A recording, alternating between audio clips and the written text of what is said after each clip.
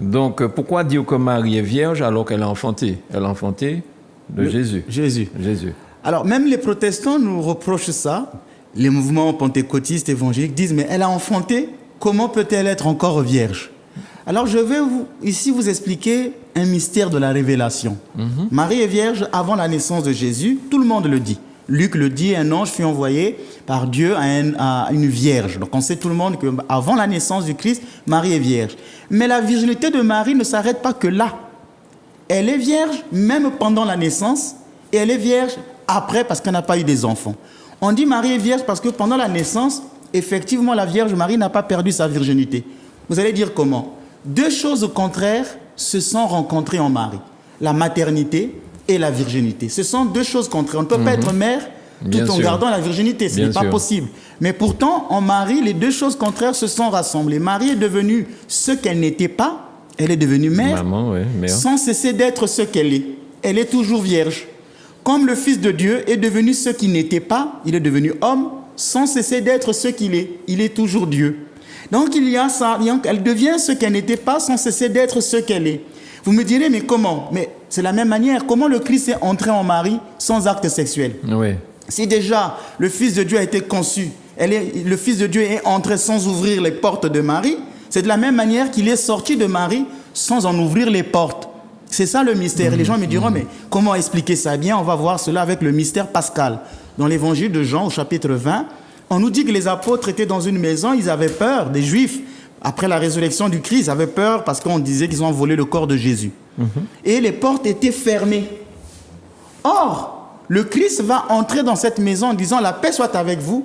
Les portes étaient fermées. Donc, il a rejoint les frères malgré les portes fermées. C'est de la même manière qu'il est venu au monde malgré les portes fermées de Marie.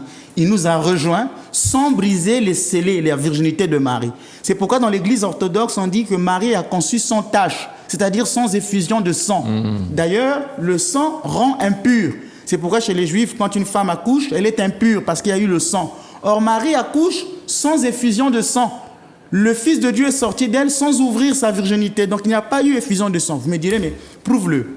Je vais vous donner un test. C'est là où les protestants parfois lisent mal leur Bible, mais c'est normal. Ce n'est pas de leur faute parce que pour bien lire la Bible, il faut aussi comprendre les mots originels. Quand l'ange vient voir Marie, il dit à Marie, « L'enfant qui naîtra de toi sera saint ».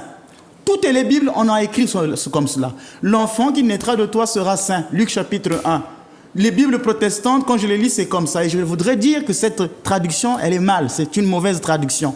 Ce n'est pas « l'enfant qui naîtra de toi sera saint ». Dans le vrai grec, c'est « l'enfant qui naîtra saintement de toi sera ». L'enfant qui naîtra saintement de toi. Pas l'enfant qui naîtra de toi sera saint, mais l'enfant qui naîtra saintement. Ce qui veut dire déjà que l'ange montre que cet enfant ne viendra pas de la manière habituelle. Il naîtra saintement, donc sans effusion de sang. Et il y a un indice encore. C'est parce que je vous disais la dernière fois, on va faire le débat avec des pasteurs, avec la Bible. Moi, j'ai ramené ma Bible. Ils ne sont pas là prochainement. Donc, je vais vous donner encore un autre verset. Je vous ai parlé de Jean 20. Il vient malgré les portes verrouillées, parce que le corps du Christ est un corps glorieux. Et ce corps, il l'avait toujours, puisqu'en lui, il habite la plénitude de la divinité. Et c'est pourquoi, dans la transfiguration, les apôtres ont vu que le Christ avait plein de lumière, parce que son corps était toujours glorieux. Et donc, à la naissance, il est venu de la même manière, avec ce corps glorieux. Il traverse les portes de Marie sans en briser les scellés. Je viens de vous dire l'enfant qui naîtra saintement. Un autre indice, Luc 2, verset 5. On dit que Marie accouche et elle émaillote son fils premier-né. C'est elle-même qui fait le geste, pas Joseph. C'est un indice. Ce n'est pas une preuve, un indice qu'elle n'a pas connu des douleurs d'enfantement. Parce qu'elle serait épuisée avec ce voyage, elle aurait perdu son hymen, permettez ce mot de biologie, elle aurait eu des douleurs, donc elle l'a enfanté sans douleur, il n'y a pas eu effusion de sang, d'où elle a la force elle-même d'émailloter son premier fils. Et c'est pourquoi déjà Ézéchiel en parlait dans l'Ancien Testament, quand il dit que j'ai vu une porte à l'Orient par laquelle le Seigneur passe. Et cette porte était toujours fermée, c'est dans la Bible. Le Seigneur passe par cette porte, mais elle est fermée. Donc Ézéchiel déjà avait annoncé que le Christ passerait par elle sans en briser les scellés. C'est pourquoi elle a enfanté sans tache, sans effusion de sang. C'est une naissance virginale. D'où Marie est toujours vierge. D'accord. Alors vous venez de faire une belle démonstration que Marie est est demeurée vierge, même pendant l'enfantement. Mais la Bible parle des frères de Jésus. Est-ce à dire que Marie a eu d'autres enfants et, in fine, ne serait pas vierge? C'est une belle question parce que c'est là où beaucoup de pasteurs lisent. C'est le texte de Marc chapitre 6. C'est Marc chapitre 6, c'est le verset 3. N'est-il pas le charpentier, le fils de Marie, le frère de Jacques, de José, de Jude et de Simon? Ses sœurs ne sont-elles pas ici chez nous? Beaucoup de pasteurs, lorsqu'ils lisent ce texte, disent, vous voyez, elle a eu d'autres enfants. Parfois, je dis aux pasteurs, mais vous savez que la Bible que vous lisez, c'est nous qui vous l'avons donnée. C'est l'Église orthodoxe, avec l'Église catholique, quand on était ensemble, nous avons eu tout un concile pour donner la Bible, pour savoir quelle Bible il faut donner aux gens. Vous pensez que ce verset, nous ne l'avons pas lu avant? Pour venir dire que Il vient dire que non, Marie a eu d'autres enfants. Maintenant, aujourd'hui, je veux expliquer ce verset, ce chapitre, qui a été très mal compris de beaucoup de pasteurs. Premièrement, on peut se dire, on peut être le frère de quelqu'un sans être de la même mère. Le texte n'a pas dit que ce sont les enfants de Marie. Ils disent les frères de Jésus. On n'a pas dit les enfants de Marie.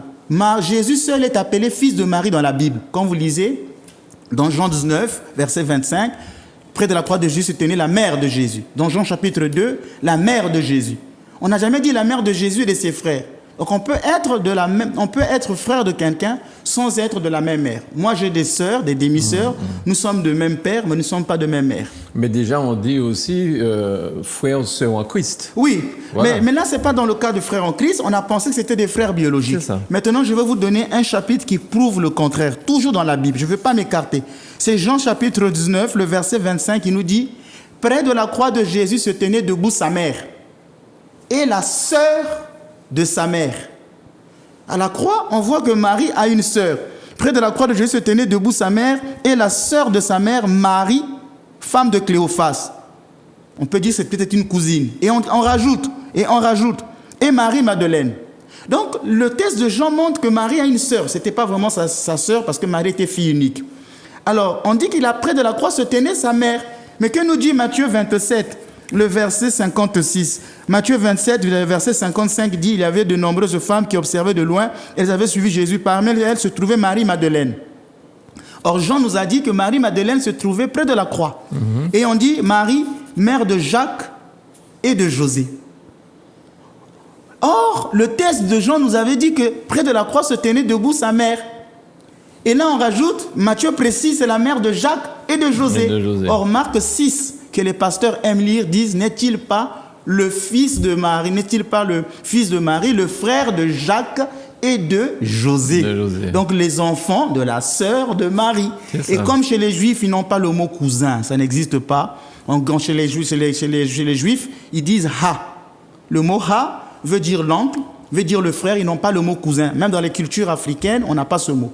Nous, quand on voit une cousine, on dit toujours c'est ma sœur. Ils ont la même réalité. C'est pourquoi ils disent les frères de Jésus. Mais ils ne disent pas les cousins de Jésus. Et quand on a écrit la Bible en grec, il y a deux mots. Il y a le mot adelphos, qui veut dire frère. Et il y a le mot anepsios, qui veut dire cousin. Et on a gardé la structure sémitique pour dire frère de Jésus. Donc adelphos. Donc les frères de Jésus, mais ce sont les cousins. Un autre texte. Jean 19 nous dit que Jésus à la croix dit à Marie, femme, voici ton fils, fils, voilà ta mère.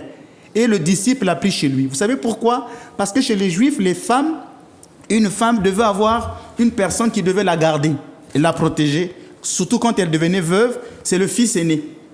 Et si le fils aîné meurt, c'est le fils cadet qui prenait la maman.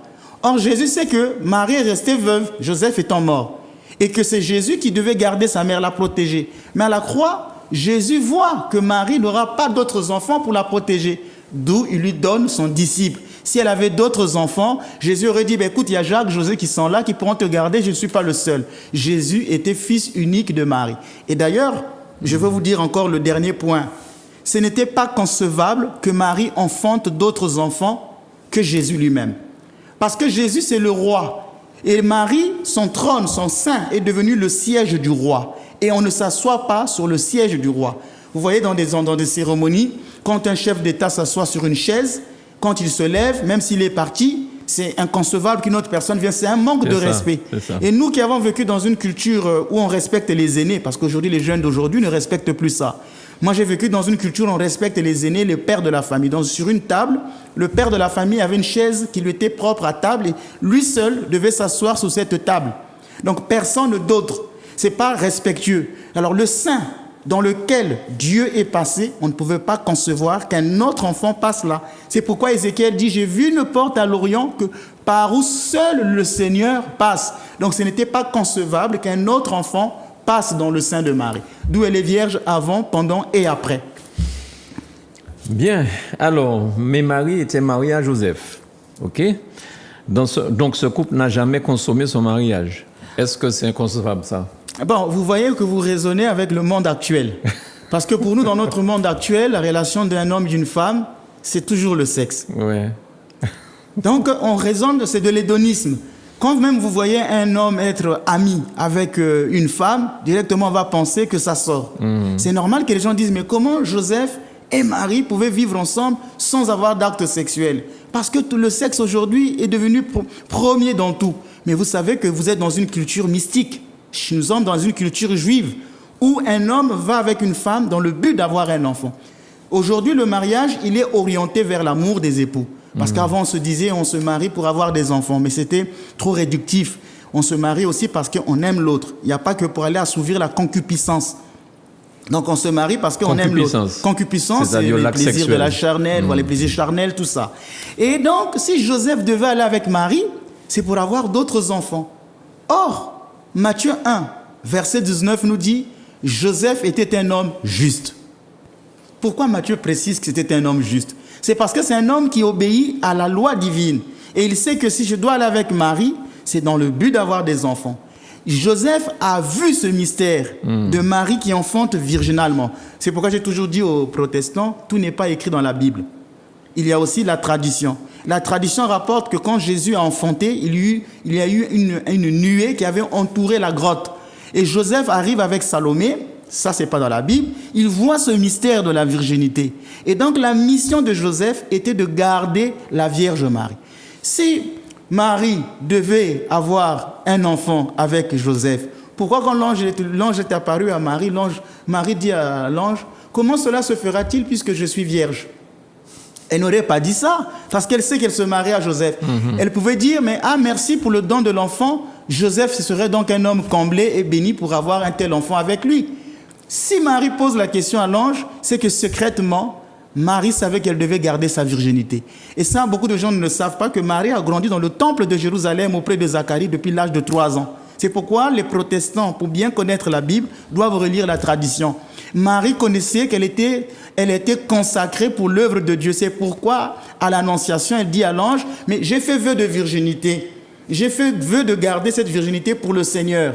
Comment veux-tu que je puisse avoir un enfant? Quand je disais, comment les deux contraires peuvent être unis en moi? Oui, Marie, tu demeureras toujours vierge. C'est ça ta vocation. Mais tu seras mère sans cesser d'être vierge. C'est là quand la question. Sinon, elle aurait directement pensé à Joseph. Et Joseph, sa mission était de protéger cette virginité de Marie.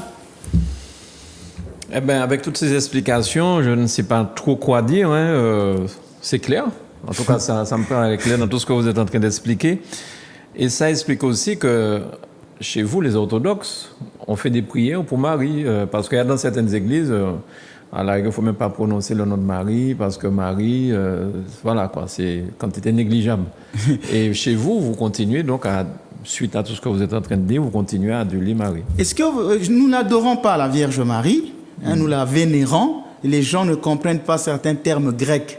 Le mot latreia veut dire adorer, mais le mot proskinis veut dire vénérer. Et nous, dans la langue française, on n'a pas souvent cette subtilité dans le langage. On a tendance à croire que le fait qu'on se prosterne, ça veut dire adorer. Non, ce n'est pas une adoration, c'est une vénération. D'ailleurs, les personnes qui font ça sont contre même leur propre Bible.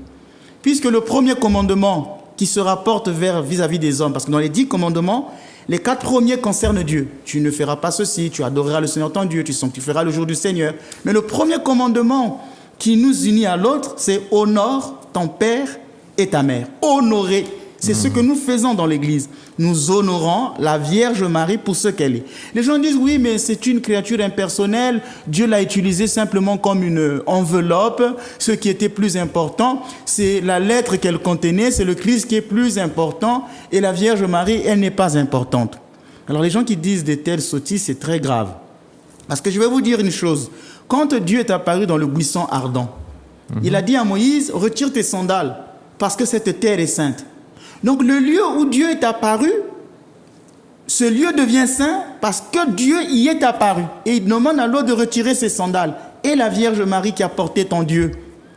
Vous pensez qu'il n'y avait pas eu une union mystique entre le Christ et la Vierge pour dire que la Vierge ne représente rien?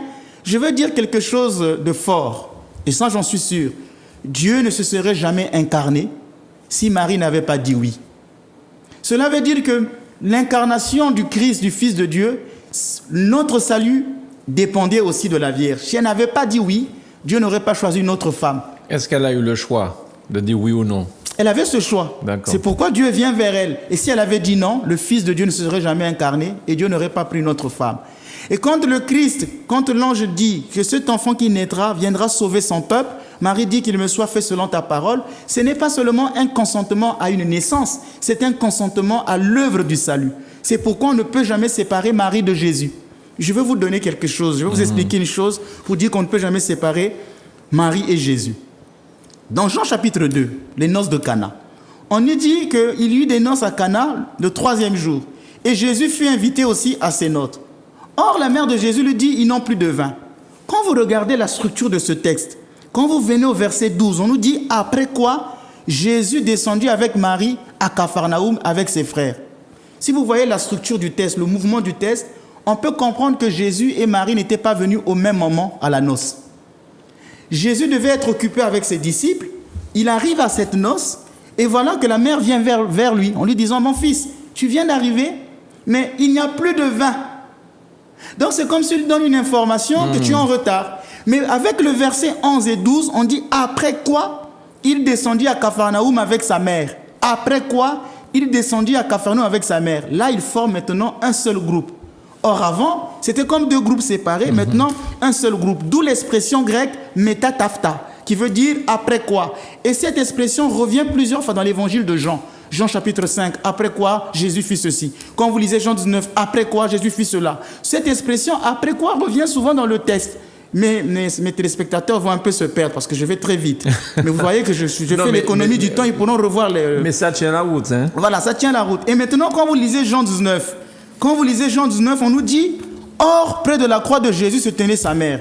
Pourquoi utiliser l'expression or? C'est pourquoi les gens qui lisent la Bible doivent faire attention. Pourquoi Jean dit, or, près de la croix de Jésus se tenait sa mère? Pourquoi cette conjonction de coordination or? Il faut qu'il y ait une relation avec quelque chose qui vient avant. Mais qu'est-ce qui vient avant?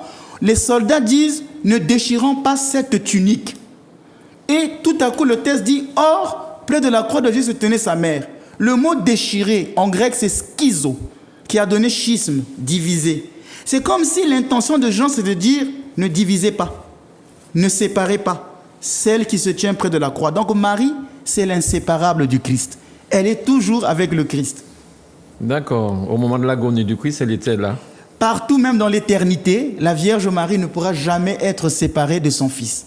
Là où il y a le Christ, là est la Vierge. Et le Christ exauce toutes les prières que lui adresse sa mère. Bien.